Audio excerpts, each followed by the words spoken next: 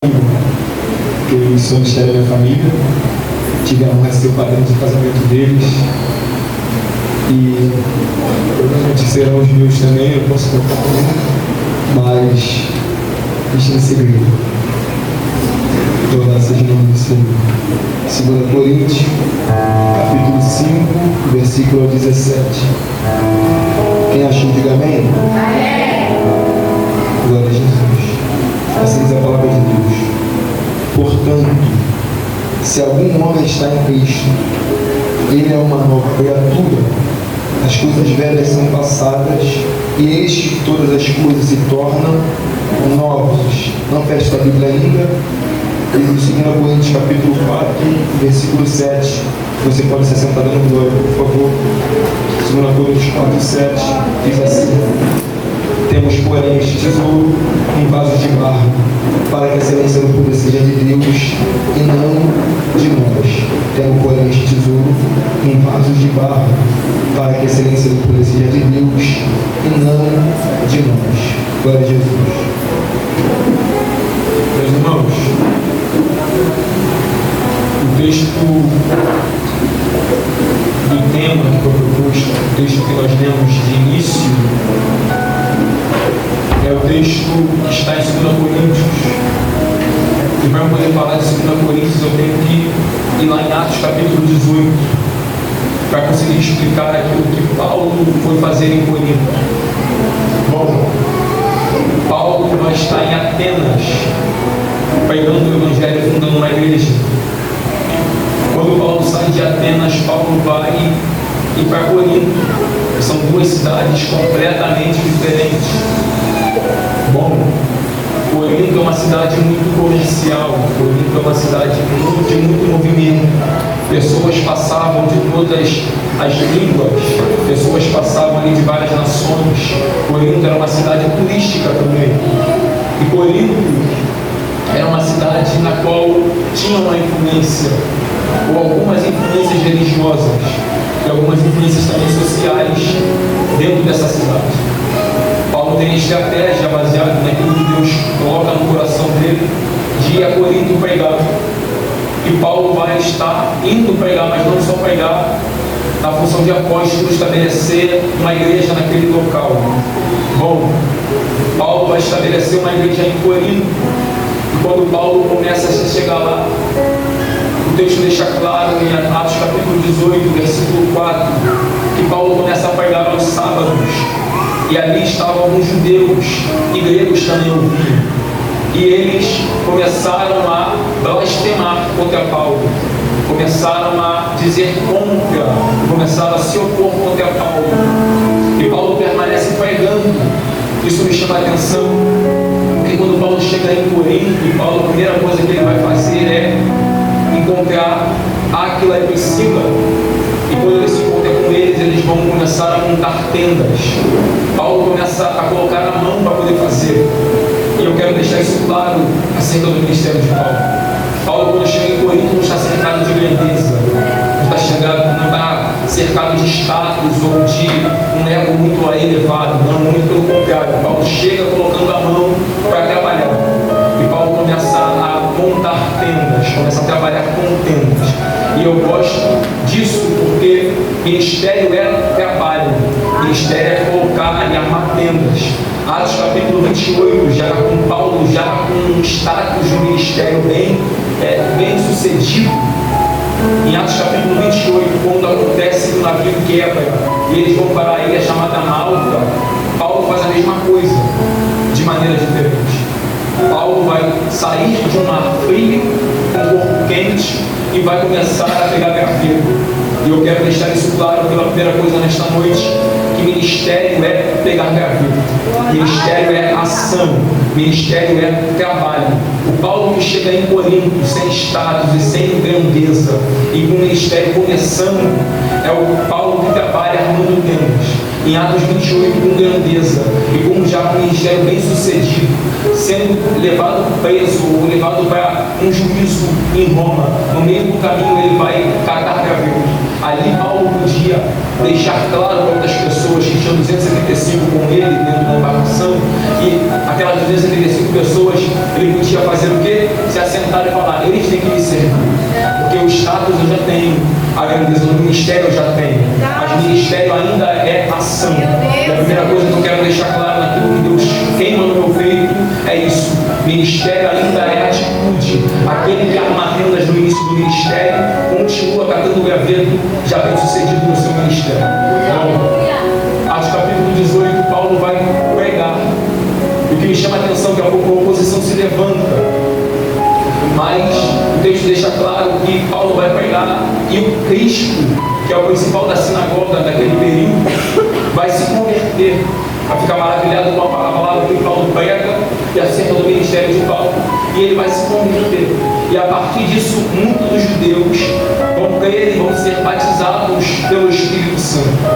Bom, Paulo começa a pregar, e no meio da oposição, o que me chama a atenção, se você for pegar a história de Paulo na Macedônia, ou em Tessalônica, toda vez que se levanta a oposição e toda vez que se levanta a opressão, ele pega, ele deixa claro uma coisa: eu vou embora e vou para outra cidade, porque a opressão se levantou, eu vou embora e vou para outra cidade. Em Corinto, quando Paulo pensa, e aí é o meu pensamento, é a minha opinião, como Paulo pensa, como ele fez nas outras vezes, Atos deixa claro uma coisa: Deus se revela a Paulo e diz: não temas, porque eu sou contigo.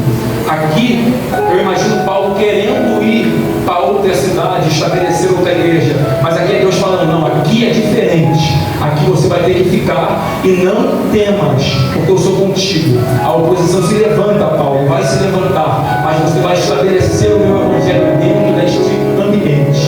Oh, glória a Jesus. Eu quero deixar uma coisa clara na qual Deus queima no meu coração. E lá vai. A mensagem de Deus tem endereço. Deus queima no meu coração e a mensagem tem endereço. Eu vou explicar o porquê. Eu não sei se chegou alguém aqui, ou melhor, eu afirmo que chegou alguém aqui, que chegou aqui passando por opressão. E eu quero deixar isso claro. Passando por opressão. Mas a opressão não ausenta a gente de ter visões de Deus, ou de ouvir a voz de Deus. Eu tenho que deixar isso claro. A oposição não altera ou não ausenta que Deus fale conosco. Muito pelo contrário. Normalmente, quando as portas da terra estão fechadas, é que nós estamos no alcance de Deus e que nós ouvimos mais de Deus. É no momento da aprovação que você vai ao monte, você vai buscar muito mais. E essa é uma realidade que tem que ser dita. Então, não é na oposição que Deus deixou de falar contigo. Enquanto Paulo está sofrendo oposição e opressão dentro de Corinto, Deus se manifesta e fala: aqui tu vai ficar. Não é por causa da opressão que tu vai sair daqui correndo e vai sair daqui fugindo. Não. Aqui eu estabeleço o meu evangelho. Aqui eu estabeleço um ambiente profético.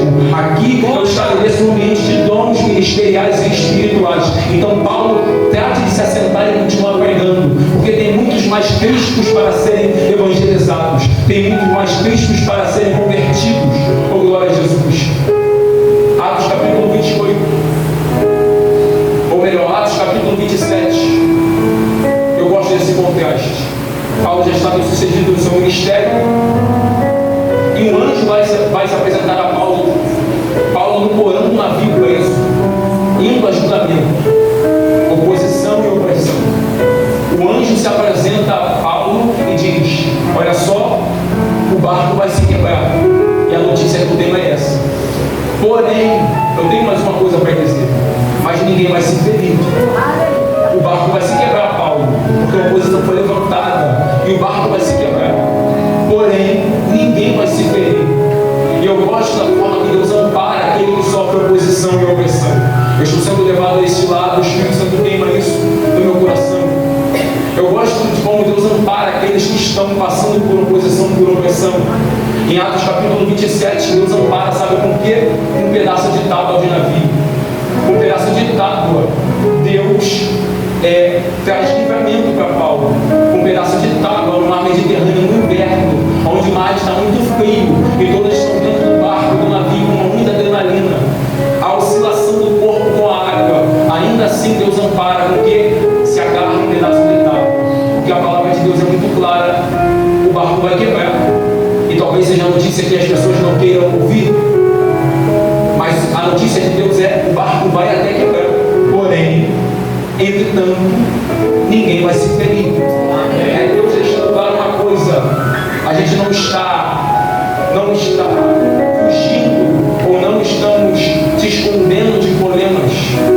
Nós não estamos se escondendo de provações ou de coisas ruins, não. Só que a palavra de Deus vai acontecer porque o barco vai quebrar. E muitas das vezes, para Deus não te perder, o barco tem que quebrar. Porém, Deus ampara. Deus é o Deus do amparo.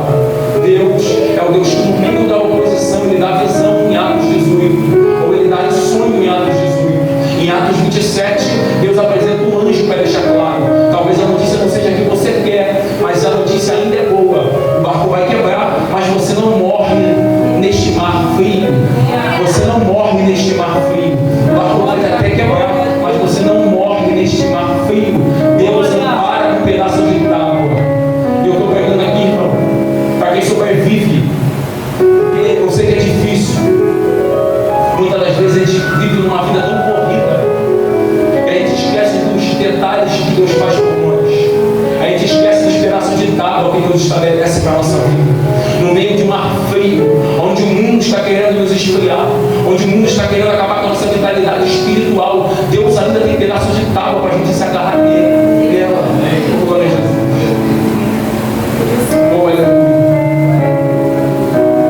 Ministério é entender isso, que muitas das vezes não vai ser do jeito que a gente quer, mas ainda assim tem pedaço de tábua para a gente. A palavra de Deus nesta noite para alguém aqui é: oposição vai se levantar, pressão vai se levantar, tanto externa quanto interna, e a palavra é essa mesmo: vai se levantar pressão, vai se levantar oposição, vai se levantar opressão, mas a palavra de Deus é a palavra de um Deus que ampara, e a palavra de amparo de Deus é: no meio da opressão eu te dou um sonho para você não fugir dessa opressão, e no meio dessa opressão eu mando um anjo para poder falar contigo, e eu ainda te amparo com um pedaço de tábua. A opressão ainda não é lugar para crente se esfriar.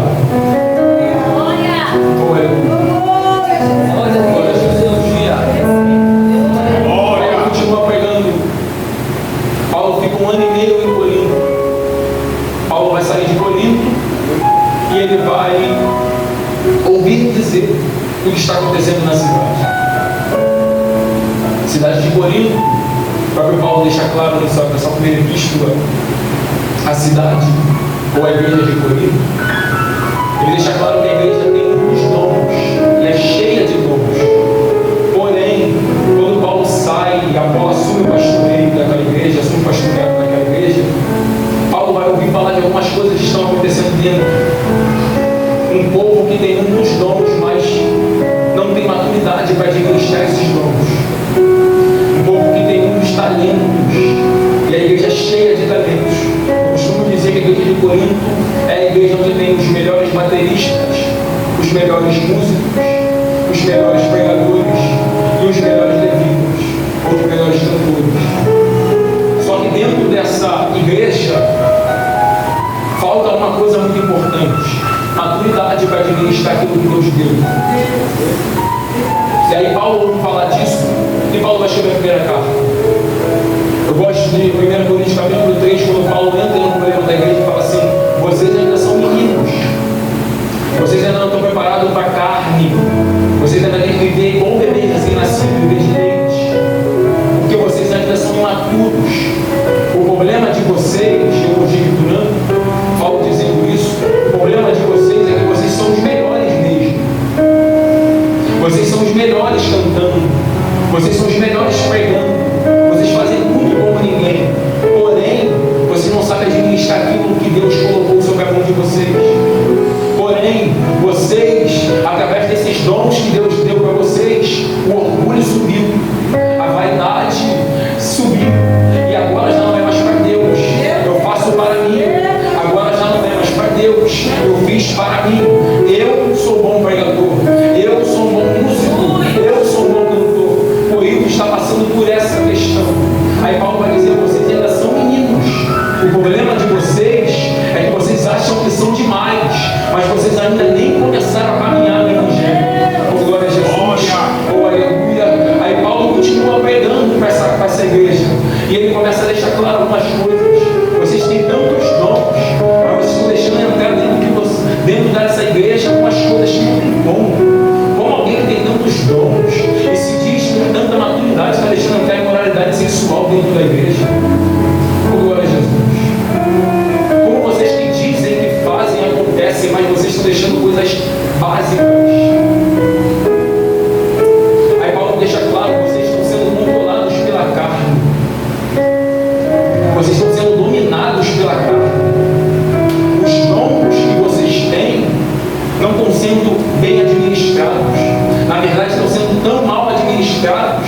vocês estão sendo controlados pela carne.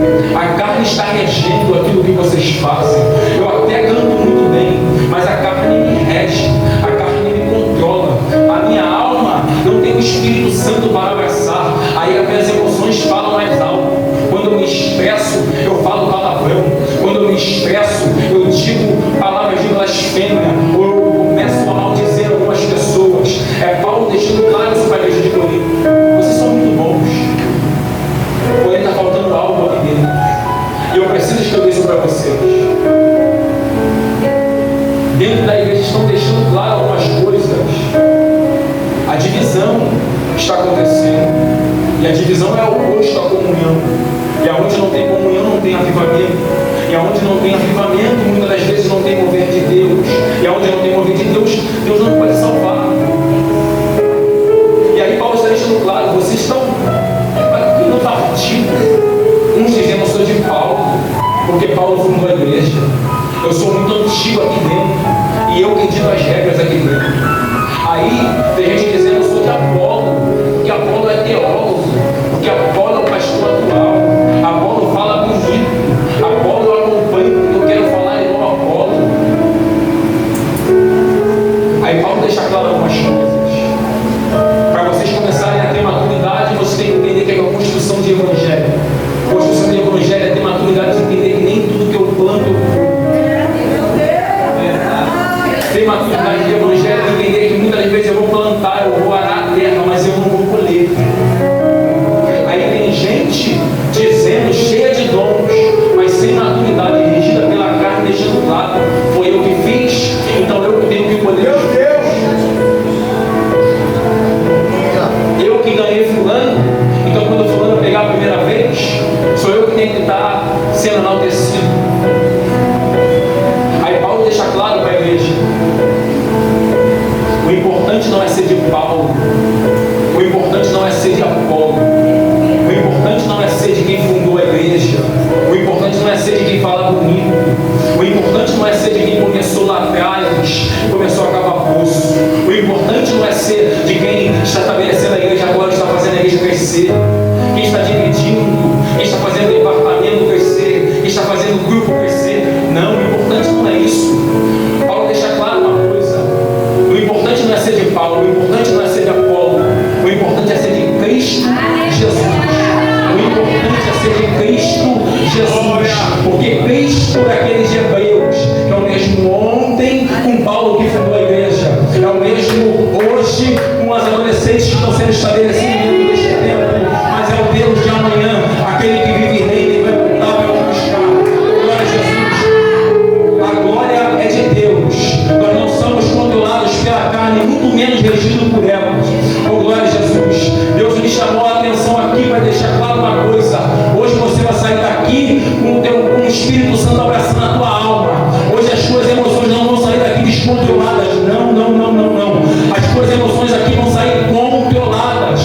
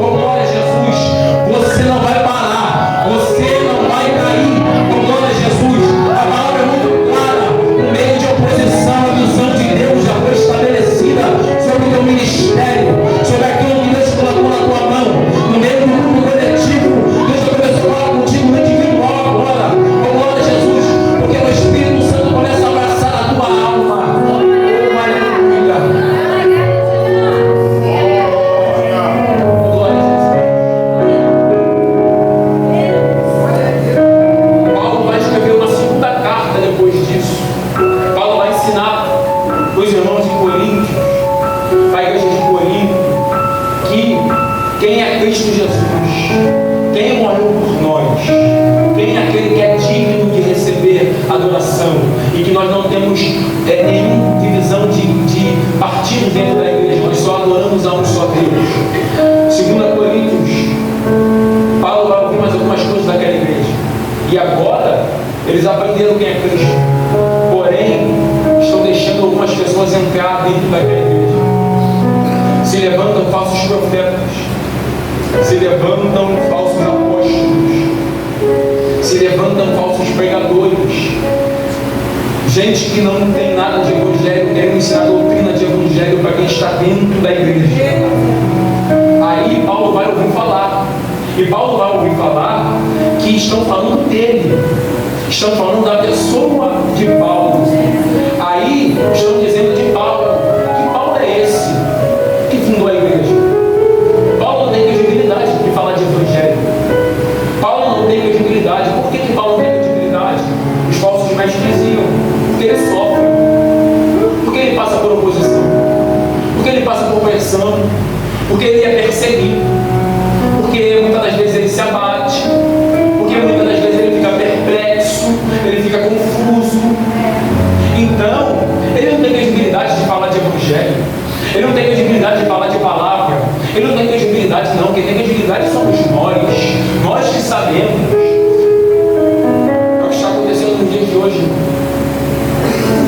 Está se levantando uma teologia, que nós chamamos de teologia da prosperidade, de gente que está dizendo que quem passa por opressão não é digno de falar da palavra de Deus. Quem passa por adversidade não pode ter credibilidade para falar da palavra.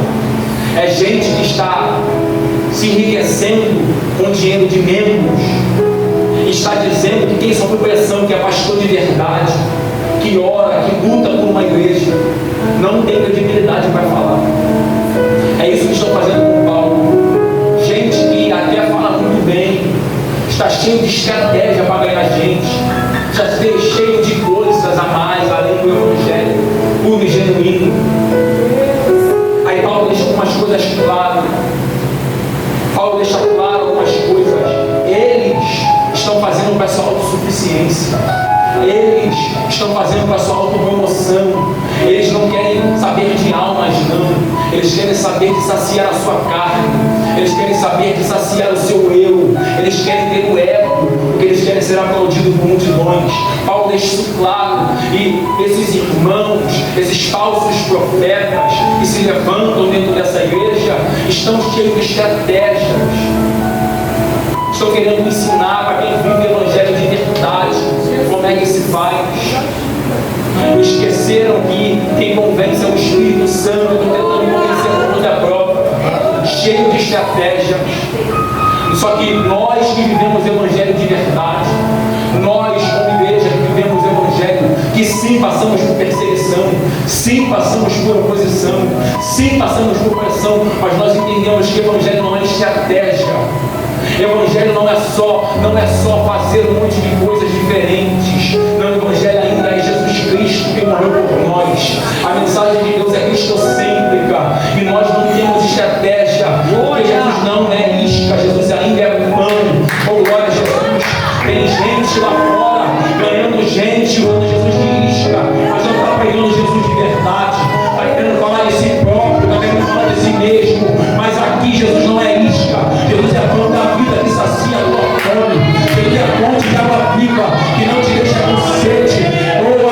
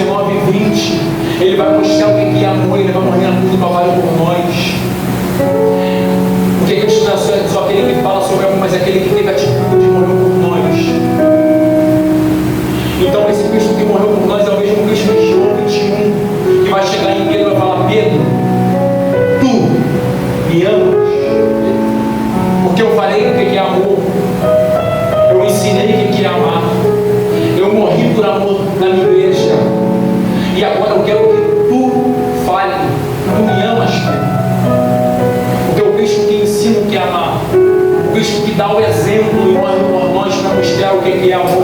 É o Cristo que chega aqui nesta noite, nesta terça-feira, no culto de adolescente, e chega para você, e chega para mim e fala assim: e você? Você me ama? E você? O que tu tem comigo? E você? O que tu veio fazer aqui nesta noite? Se é tu, é você mesmo que me ama? É tu, Pedro, que me amas? Então eu tenho uma ordem para você: apacenta as minhas ovelhas. Isso está deixando claro uma coisa muito clara, e é muito clara. Se nós se chamamos e se autodeclaramos adoradores do Senhor dos Exércitos, nós temos que ter um bom relacionamento com quem está do nosso lado. Nós temos que ter um bom relacionamento com também quem fala mal da gente. É isso. Maturidade dos irmãos de Corinto, é isso que Paulo está dizendo. Vocês estão fazendo partido porque não sabem ouvir críticas. Mas você que é maduro na fé e entendeu que Cristo morreu por amor a você, você vai entender que Cristo está te dando uma pergunta, e a pergunta é: tu me amas?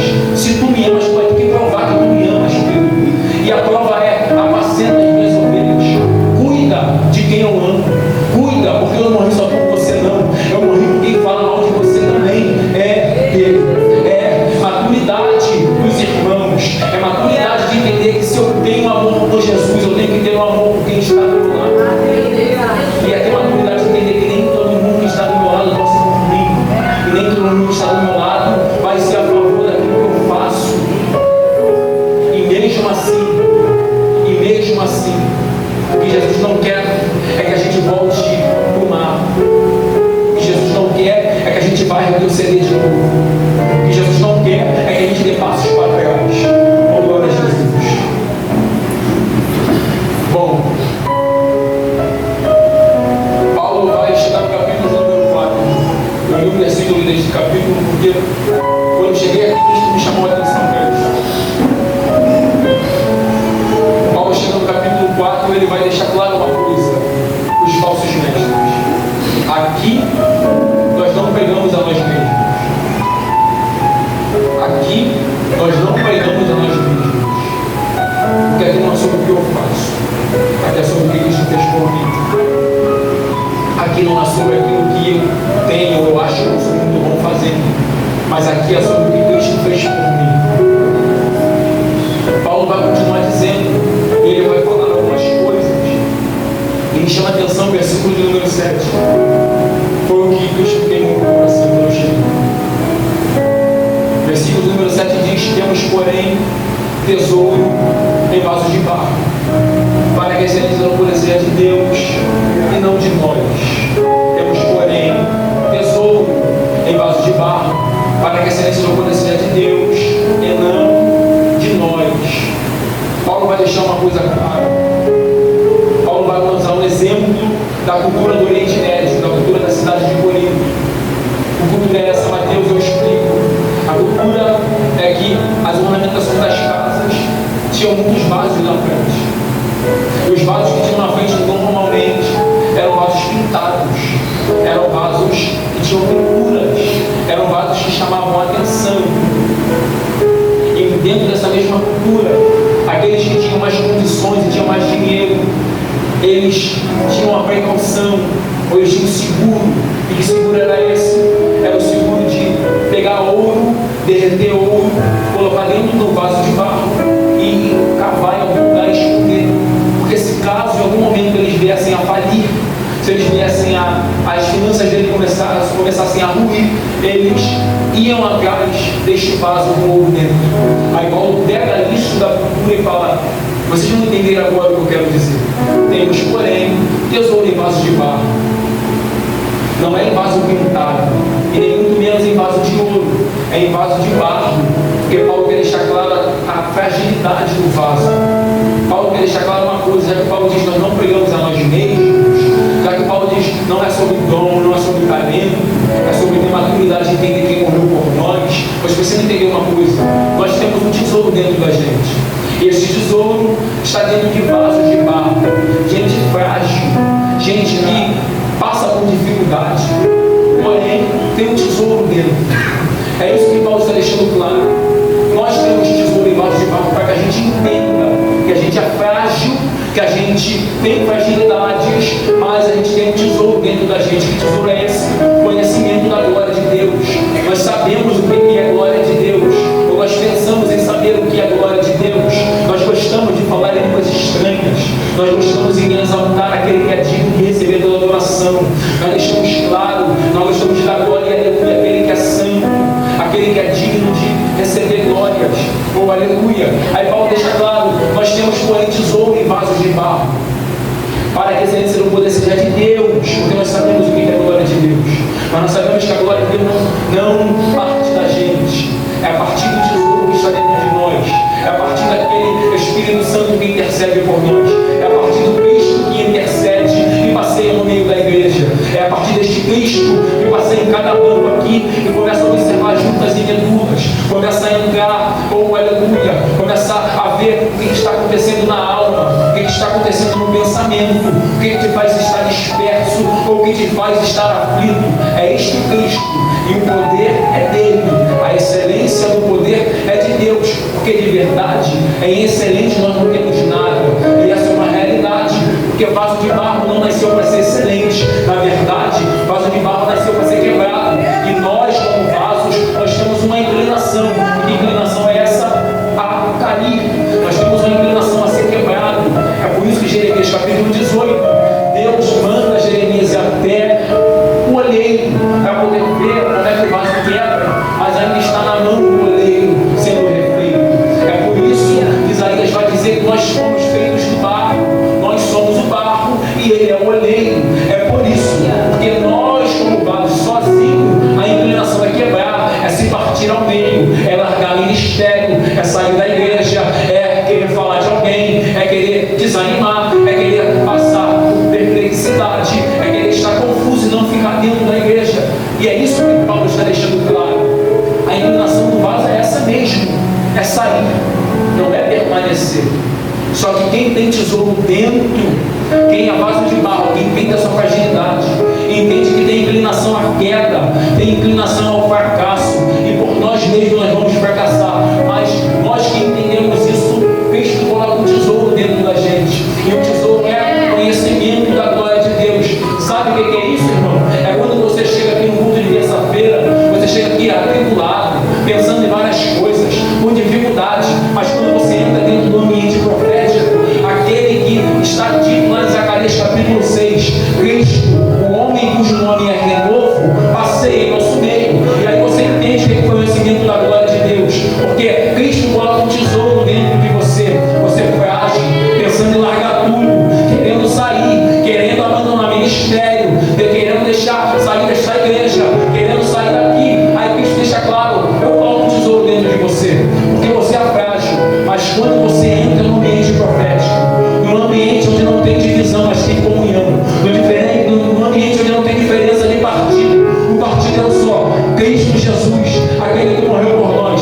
Quando nós chegamos nesse ambiente, a comunhão dos nossos irmãos, o tesouro que Cristo coloca dentro de nós, faz que a gente seja renovado. E a palavra de Deus para nós nessa noite é: você vai receber renovo do Espírito Santo hoje, porque você é frágil sim, você passa por opressão sim, por perseguição sim, mas a palavra de Deus Ele está colocando o conhecimento da glória de Deus dentro do teu peito, está abraçando a tua alma, está deixando claro, daqui você não sai, ou melhor, você pode até sair daqui, mas vai sair daqui de um jeito diferente que entrou.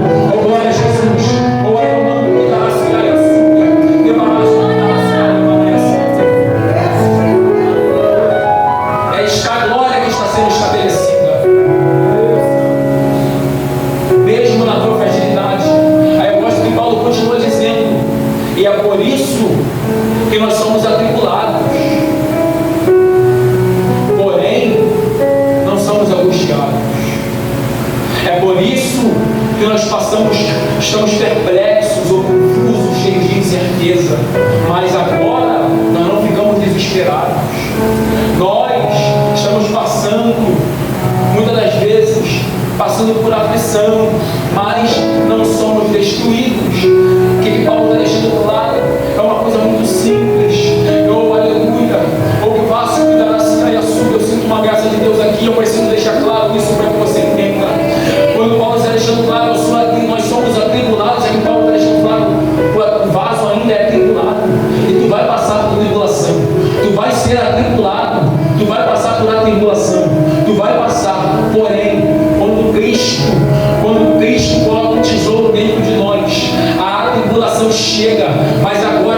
umas angústias no teu peito. É isso que você precisa entender esta noite. A tribulação vai chegar, meu filho. A tribulação vai chegar, minha filha. Mas a palavra de Deus eu coloco o conhecimento da glória dentro do teu peito. E angústia você não passa mais. Chega de ficar sem dormir. Chega de passar noites em claro, angustiado, passando por dificuldade. Não. Olha só, a palavra você como vaso fica cheio de incerteza. Sim, você fica cheio de incerteza. Mas agora é bom deixar isso claro. Mas agora você não está mais desesperado. Você não tem mais desespero, porque você sabe em quem que você confia. Se você não sabe em quem você confia, Cristo está colocando tesouro dentro de você agora, nesta noite. Hoje você vai sair daqui com conhecimento da glória de Deus. Hoje você não sai daqui do jeito que entrou, não, irmão. Você vai sair daqui entendendo o conhecimento da glória de Deus. Vai sair daqui muitas das vezes, vai passar lá fora por incerteza. Mas a palavra desespero você não passa mais. Desesperado você não sai mais daqui. Se você chegou aqui, entrou aqui desesperado, quando o conhecimento da glória que já começou a sacudir a tua alma, oh aleluia, oh glória a Jesus, você não sai daqui mais desesperado. Desespero não pode tomar conta da tua alma. O desespero não pode tomar conta do teu corpo, porque tem um tesouro que rege a tua vida. A glória de Deus que desce aqui nesta noite, a glória do conhecimento de Deus que desce aqui nesta noite, não vai te fazer ficar desesperado. Não, não, não. Você pode até se abater, porque quem não passa, quem não fica abatido, mas não será destruído, porque o nosso Redentor vive. Aquele que não deixa a gente ser destruído é o intercessor da nossa alma. É Ele quem está aqui, abatido pode até ficar, oh glória a Jesus, mas você não será destruído. Oh aleluia. Não será destruído. Não ficará desesperado. Não. Dificuldade nós vamos passar. E tem que ter maturidade para entender isso. Nós não estamos, não é porque nós estamos em Cristo que estamos libertos de dificuldade, pelo contrário. Porém, a forma que nós lidamos na dificuldade é que muda. Vaso que não tem tesouro quebra no meio da dificuldade. Vaso que entende que a glória de Deus permanece no meio da dificuldade. A palavra de Deus para alguém aqui nesta noite é: permaneça no meio da dificuldade. A dificuldade, eu sei que chegou, meu filho. Eu sei que a dificuldade chegou, minha filha. E é Cristo Jesus falando na tua alma agora. Eu sei que está difícil. Eu sei que dá vontade de chutar o balde, de largar tudo. Eu sei que dá vontade. Mas quando nós entendemos o conhecimento da glória de Deus, nós permanecemos. Muitas das vezes, o nosso corpo nem quer estar aqui. Mas por nós entendemos o que é a glória de Deus, aqui nós estamos dando glória e aleluia mais uma vez. Oh aleluia. A mensagem de Deus é para você que chegou aqui desanimado, chegou aqui abatido, chegou aqui muitas das vezes oprimido. Mas a mensagem é: a glória que desce aqui nesta noite vai te fazer permanecer. Você não vai largar, você não vai sair daqui, você não vai. Você vai permanecer. A palavra de Deus para os vasos que estão passando por dificuldade é: permaneça no ambiente profético, permaneça no ambiente que te traz renovo, permaneça no ambiente de comunhão, permaneça onde a chama permanece acesa. Oh aleluia. Nós estamos aqui pelo fogo de Deus, nós estamos aqui por Cristo que morreu por nós. Então permaneça em nome de Jesus. 2 Coríntios capítulo 5, versículo 17, eu observo. Paulo deixa claro: portanto, agora se alguém está em Cristo, é nova criatura. Eis que todas as coisas se tornam novas. Eis que todas as coisas se tornam novas. Paulo deixa isso claro em 2 Coríntios capítulo 4, falando do vaso. Mas ele também deixa isso claro no capítulo 5, no versículo 17. Vocês agora são nova criatura. E tem identidade transformada. É passar por dificuldade, mas permanecer. É permanecer neste ambiente, mesmo muitas das vezes você não gostando. É Cristo deixando claro: você que é nova criatura tem que ter maturidade de reconhecer algumas coisas. Se coloca de pé, por favor.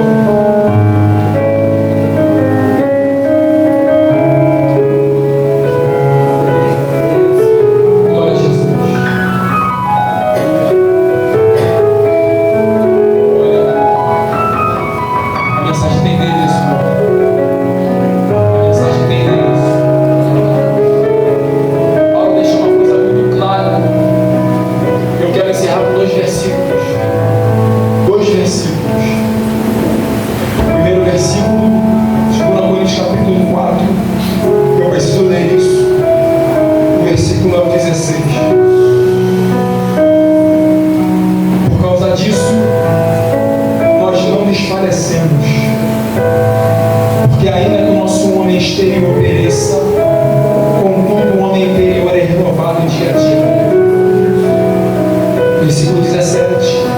Porque a nossa leve aflição, a qual é momentânea, opera por nós um extraordinário peso eterno de glória.